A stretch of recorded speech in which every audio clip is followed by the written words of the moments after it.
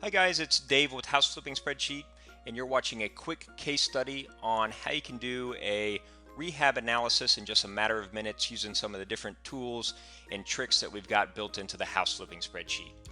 So the first thing you're going to want to do when you're first finding a prospective deal and analyzing a deal is go to that project setup page. So this is really where you're going to set up the property information, the street address, school district, number of beds, baths, and square footage. You don't actually even need to set this information up. This is just going to be informational data that's going to be reported on all of the different reports throughout the spreadsheet. So you don't even need to set this information up if you're not going to be using those reports. So honestly, I'm just going to skip over that because I'm trying to do this deal analysis as quickly as possible, and I'm going to skip on down to this project information section. So on this deal, we've just driven through a neighborhood and we've seen a couple properties that we want to analyze and figure out a rough offer price of what we could offer for a property. We haven't walked through the property. We don't know a detailed scope of work. So we're just going to try to do a quick analysis of what that maximum purchase price should be. So really, all we really need to do that is input our after repair value. So I'm fairly familiar with this neighborhood, so I think houses in this area are roughly selling for about $175. So based upon that comparable sales information and that knowledge that I have of the neighborhood, I'm just going to plug in $175,000. So we're going to actually just skip over this other project information, the schedule, the holding costs, and the financing costs. This is really going to be used for more of a detailed analysis that you would perform. So if you're going to do a quick analysis, you don't need to even fill in any of this other information. You can skip ahead to the other tools inside the spreadsheet. So we've plugged in our after repair value. We've got a repair estimator here. And this repair estimator can be used to put together a detailed scope of work and estimate for the project. But in this scenario, again, we haven't even walked through the property. We don't exactly know the scope of work. We've got some rough ideas of what the condition of the property is going to be.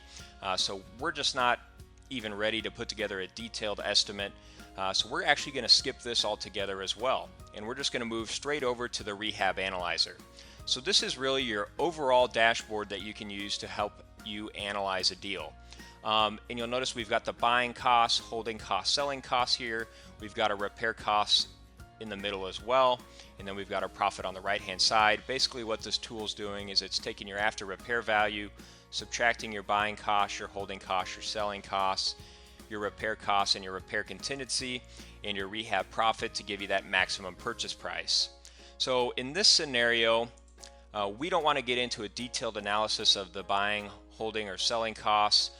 We just want to allocate a percentage of the ARV to our fixed costs. So based upon our experience, we know that we typically offer around 70% of the after repair value, and that's a pretty comfortable offer for us. So we're just going to plug in 15% up here to allocate that to our fixed costs.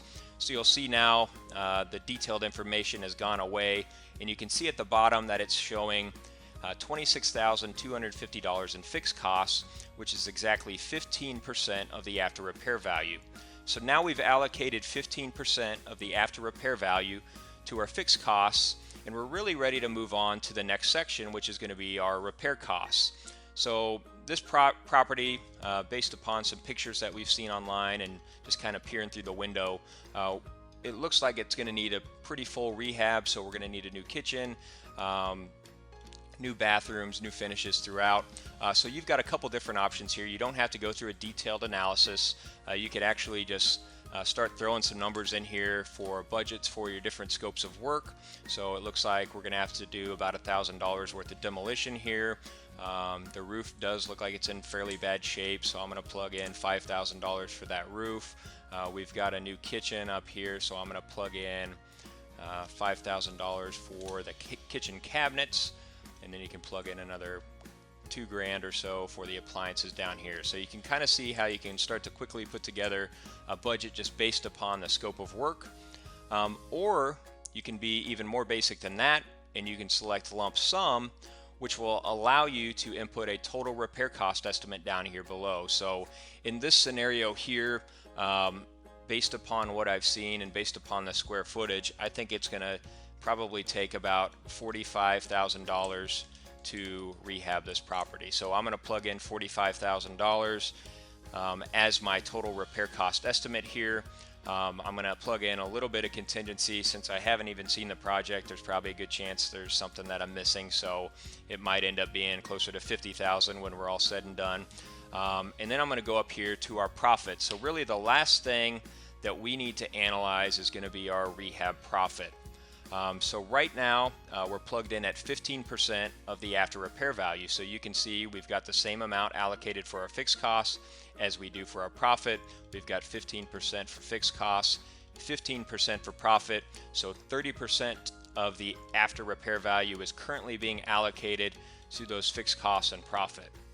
So if you're a rehabber that typically buys property, or maybe even a wholesaler that gets properties under contract, and you shoot for 70% of the after repair value, which is the 70% rule, this would be a pretty good tool for you to use to quickly allocate 15% for your fixed costs, 15% for your rehab profit, essentially allocating 30% of your ARV for those buying, holding, selling costs and profit, which will basically be making your purchase price be 70% of the after repair value. So that's one of those quick ways that you can use the 70% rule to quickly analyze what you should offer for a property.